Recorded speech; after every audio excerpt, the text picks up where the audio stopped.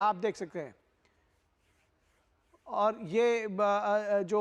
इस वक्त G7 summit चल रही है उसके साइडलाइंस पर ये जो मुलाकात है ये बेहद महत्वपूर्ण है। हमारे साथ हमारे संवाददाता अरुण शर्मा मौजूद है। अरुण, फ्रांस के राष्ट्रपति के साथ मुलाकात कितनी महत्वपूर्ण, क्या जानकारी देंगे? देखिए, महत्वपूर्ण इस लिहाज से हम समझ सकते हैं कि मोदी 3.0 में प्राइम मिनिस्टर मोदी की ये पहली फॉरेन विजिट, और उस पर भी जो पहली bilateral meeting prime minister Modi करते हैं वो फ्रेंच लीडरशिप के साथ में है। तो ये अपने आप में दिखाता है कि दोनों देशों के बीच में के रिश्तों में कितनी प्रगाढ़ता है। इस बात को हम जानते हैं। एक तो हम इस बात को भी जानते हैं कि रिसेंटली जो प्राइम मिनिस्टर मोदी और फ्रेंच लीडरशिप कई सारे मल्टीलैटरल प्लेटफॉर्म्स के साइडलाइन पर मिल चुके हैं। और अगर इस बात को हम रिकॉल करें कि हाल ही में जब फ्रेंच प्रेसिडेंट मैक्रोन इंडिया में आए थे, तब हमने उनकी काफी बेहतरीन केमिस्ट्री भी देखी थी प्राइम मिनिस्टर मोदी के साथ में। कई सारे मुद्दों पर बातचीत हुई थी, चाहे वो डिफेंस हो, स्पेस कोऑपरेशन हो। 2023 के अंदर ही भारत और फ्रांस की जहां तक बात की जाए तो जो स्ट्रेटेजिक पार्टनरशिप है उसके 25 साल भी भारत और फ्रांस ने पूरे किए थे। तो ये काफी एक तरह से महत्वपूर्ण बैठक कही जा सकती है।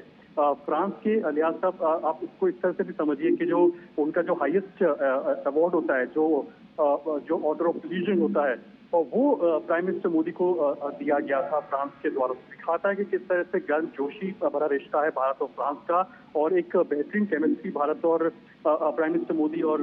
प्रेसिडेंट मैक्रो के बीच में। तो जाहिर सी बात है कि ये जो पहली बायलैटरल है प्राइम मिनिस्टर मोदी और मैक्रो की, मोदी 3.0 के अंदर प्राइम मिनिस्टर मोदी की फर्स्ट फॉरेन विजिट के अंदर, ये अपने में दर्शाता है कि ऐसे भारत और फ्रांस एक तरह से इस रिश्तों को, बायलैटरल रिश्तों को यहाँ से नई ऊंचाइयों पर ले जाना चाहेंगे। और कई सारे मुद्दों पर दोनों ही नेताओं की बातचीत हुई है। G7 एक पावरफुल ग्रुपिंग है, उसके साइडलाइंस में फ्रेंच लीडरशिप और प्राइम मिनिस्टर मोदी की बातचीत होना अपने आप में दर्शाता है कि कई सारे मुद्दों पर भारत और फ्रांस एक तरफ से आगे आएंगे, और एक तरफ बायलैटरल रिश्तों को तो आगे लेकर के जाएंगे ही जाएंगे, लेकिन हाँ, और कई सारे जो ग्लोबल और रीजनल इश्यूज हैं उन पर भी उनका एक तरह से फोकस रहता हुआ दिखाई देगा। तो बहुत ही महत्वपूर्ण आप कह सकते हैं बैठक प्राइम मिनिस्टर मोदी और मैक्रोन के बीच में। जी, निश्चित तौर पर जो जिस तरह से आपने जो द्विपक्षीय संबंधों की बात कही उनको एक स्टेप और फर्दर लेकर जाएगा। साथ ही साथ इमानुएल मैक्रों के साथ जिस तरह से प्रगाढ़ रिश्ते शेयर करते हैं, जो तस्वीरें हम अपने टीवी सेट्स पर देख सकते हैं, वो अपने आप में सारी तस्वीर, सारी कहानी बयां करती है। किस तरह से जो निजी रिश्ते हैं उनको भी आप बताएंगे, उनके विषय में भी आप बताएंगे कि किस तरह से वो दोनों देशों के बीच के जो रणनीतिक कूटनीतिक संबंध हैं उनमें बड़ा मायने रखते हैं, और ये जो द्विपक्षीय रिश्ते हैं उनको एक स्टेप फर्दर ले जाने में और मायने रखेंगे। देखिए, आपने जहाँ तक पर्सनल केमिस्ट्री की बात की तो आपको ये भी याद होगा निखिल कि जो फ्रांस का जो बैस्टेल डे था उसमें प्राइम मिनिस्टर मोदी को बतौर चीफ गेस्ट बुलाया गया था। तो ये भारत के लिए बड़े सम्मान की बात थी। और जाहिर सी बात है, जैसा मैंने भी आपको बताया कि जो ऑर्डर ऑफ लीजन है जो कि फ्रांस का एक तरह से सर्वोच्च सिविलियन अवार्ड होता है, वो उन्होंने प्राइम मिनिस्टर नरेंद्र मोदी को उससे नवाजा था। तो ये अपने आप में दर्शाता है, जताता है, दिखाता है कि कैसे दोनों ही देशों के बीच में, दोनों ही लीडरशिप के बीच में बेहतरीन रिश्ते हैं। दूसरा तक डिफेंस की बात आती है कि भारत बहुत कुछ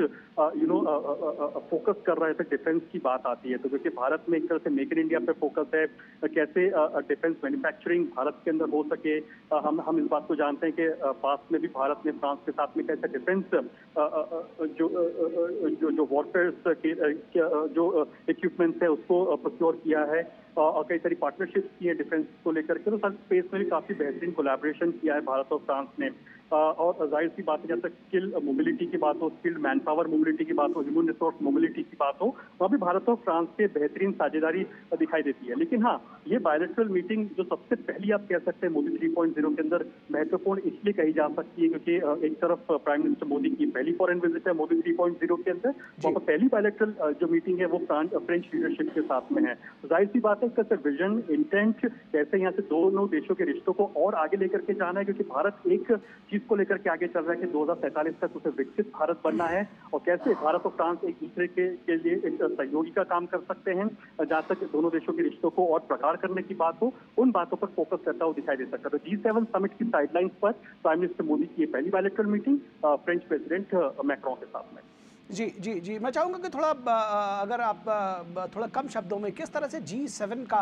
महत्व इस बार है, और भारत की उपस्थिति लगातार हो रही है इसमें, किस तरह से आप देख रहे हैं प्रधानमंत्री की उपस्थिति G7, उसका महत्व कैसे बताएंगे हमारे दर्शकों को? देखिए अगर शॉर्ट में समअप करना चाहें जैसा कि आप कह रहे हैं तो जो जियोपॉलिटिकल सिचुएशन है काफी हद तक डोमिनेट कर रही है G7 समिट को, चाहे यूक्रेन क्राइसिस हो, गाजा की बात हो, बहुत सारी जो जियोपॉलिटिकल सिचुएशंस जो इमर्ज हो रही है उस लिहाज से G7 समिट काफी इंपॉर्टेंट हो जाता है। लेकिन ऐसे में भी हम जानते हैं कि भारत एक वो देश है जो हमेशा इस बात की वकालत करता रहता है कि डायलॉग और डिप्लोमेसी के साथ में मसलों को सुलझाया जा सके और एक तरह से कैसे हम विकास की तरफ आगे बढ़ सके, इंक्लूसिव डेवलपमेंट कर सके, क्लाइमेट चेंज के मोर्चे पर कैसे डेवलपिंग कंट्रीज, डेवलप कंट्रीज और अंडर डेवलप कंट्रीज एक साथ आ सके। इन तमाम मुद्दों पर कहीं ना कहीं G7 समिट के कुछ हेडलाइंस होंगी जो आपको आगे आने वाले दिनों में दिखाई देगी। लेकिन हाँ, भारत की एक अहम भूमिका हो जाती है, वो इसलिए भी हो जाती है क्योंकि आप देखिए कि G7 की जो प्रेसिडेंसी है, यानी कि जो इटली के पास में है, उनकी जब लीडरशिप नमस्ते करके वर्ल्ड लीडर्स का स्वागत करती है तो ये बात को दर्शाता है कि जो भारत का जो सॉफ्ट पावर है वो जब वैश्विक मोर्चे पर दिखाई दे रहा है तो जाहिर सी बात है कि भारत का जो विजन है वो भी कहीं ना कहीं रेप्लिकेट होता हुआ दिखाई देगा आपको ऐसे मल्टीलैटरल प्लेटफॉर्म के ऊपर। जी, भारत की लगातार उसमें उपस्थिति और जैसा कि आपने कहा कि भारत का जो महत्व है वो थोड़ा सा चाहेंगे कि हमारे दर्शकों को आप बताएं। देखिए भारत ने कई सारे मुद्दों पर एक तरह से लीड किया है। देखो कि हम इस बात को जानते हैं कि प्राइम मिनिस्टर मोदी आज आउटरीच सेशन को, इन बायलैटरल मीटिंग्स के बाद में prime minister Modi outreach session जो हैं उसको भी संबोधित करेंगे। 3 इंपॉर्टेंट पॉइंट्स रह सकते हैं इस आउटरीच सेशन के जिसको हम डिवाइड करके देख सकते हैं कि आर्टिफिशियल इंटेलिजेंस, दूसरा है एनर्जी यानी कि ग्रीन एनर्जी और energy as a whole, and last but not the least Africa और मेडिटेरियन। और अफ्रीका में हम जानते हैं कि G20 समिट के दौरान जो भारत में जो आयोजन हुआ था कितना एक स्ट्रॉन्ग लीडरशिप की बात थी कि एक तरह से आम सहमति बनाई गई और अफ्रीकन यूनियन एक तरह से G20 का जो मेंबर बना तो दिखाता कि भारत का कितना एक बेहतरीन टेक रहता है, इंक्लूसिविटी का टेक रहता है और सबको साथ लेकर के आगे बढ़ने का टेक रहता है, जिसकी वजह से ये मुमकिन हो पाया था। और जहाँ तक ग्रीन एनर्जी की बात आती है वहाँ पे भारत देखिए स्ट्रॉन्ग लक्ष्यों को लेकर आगे चल रहा है। 2070 तक भारत कार्बन न्यूट्रल होने की बात कर रहा है, जो कि कोई डेवलपिंग कंट्री से बड़े जो एम्बिशियस टारगेट है वो सेट नहीं कर रहा है।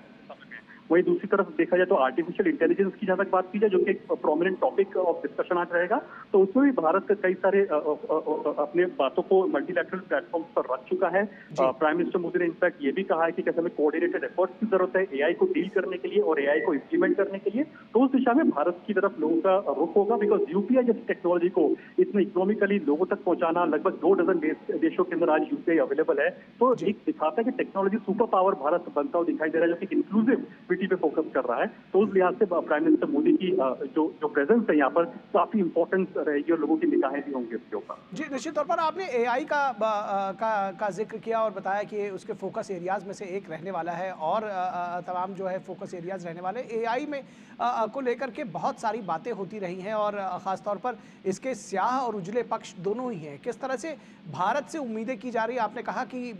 तमाम देशों में जो भारत का जो आईटी प्रोफेशनल्स हैं और जो आईटी हुनर है वो पूरी दुनिया में जाना जाता है। किस तरह से भारत से उम्मीदें इसमें इन सब चीज़ों को लेकर के? भारत की जितनी उम्मीदें हैं उतना एक तरह से वो लीड भी कर रहा है, लोगों को बता रहा है कि हम क्या कुछ कर सकते हैं एआई को लेकर के। प्राइम मिनिस्टर मोदी ने, आपको याद होगा कि जब बिल गेट्स के साथ में एक उनका इंटरेक्शन हुआ था उसमें भी उन्होंने कहा था कि हम चाहते हैं कि टेक्नोलॉजी को डेमोक्रेटाइज किया जाए, सबको मुहैया कराई जाए। डेवलप इकोनॉमी ज्यादातर टेक्नोलॉजी को अपने पास रखती है, छोटे देशों को डेवलपिंग अंडर डेवलपिंग इकोनॉमीज को देने से कतराती हैं। लेकिन आपको याद होगा देखिए कोविड के अंदर जो कोविन ऐप बनाया था, भारत वो देश था जो कहता था कि हम लोग इसको ओपन सोर्स कर देते हैं, यानी कि इस कोविन ऐप को कोई भी इस्तेमाल कर सकता है इसके कोड का इस्तेमाल करके, तो उसको ओपन सोर्स कर दिया गया था। यूपीआई जैसी टेक्नोलॉजी आज की तारीख में लगभग 2 डजन देशों के अंदर उपलब्ध है या इनिशियल स्टेजेस में यहाँ पे काम चल रहा है। फ्रांस की बात कर लीजिए, वहां पर अगर आप जाते हैं तो फ्रांस के अंदर भी आप यूपीआई ट्रांजैक्शन कर सकते हैं। ये पावर ऑफ यूपीआई है जो कि काफी इकोनॉमिकली मिल रही है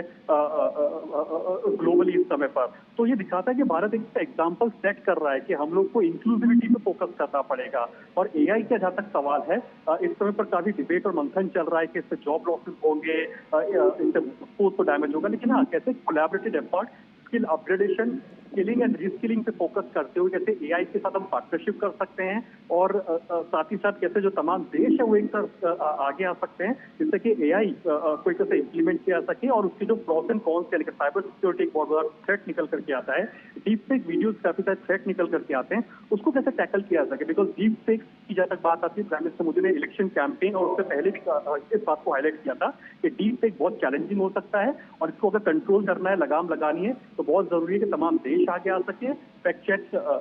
को दुरुस्त किया जा सके और एआई का ही इस्तेमाल करके कैसे हम बेहतरी से काम कर सकते हैं, इस बात पर फोकस रह सकता है। तो जाहिर सी बात है, कई सारे मुद्दे हैं, बहुत ही डाइवर्स रेंज ऑफ टॉपिक है डिस्कशन में आएगा, लेकिन ये कुछ प्रोमिनेंट टॉपिक हो सकते हैं और भी रीजनल और ग्लोबल इश्यूज हैं जो कि कहीं ना कहीं चर्चा के केंद्र में आ सकते हैं और सभी की निगाहें प्राइम मिनिस्टर मोदी के उस सेशन पर भी होंगी। ऑल्दो इस बात को हम जानते हैं कि जो सेशन होते हैं, जिस तरह की जो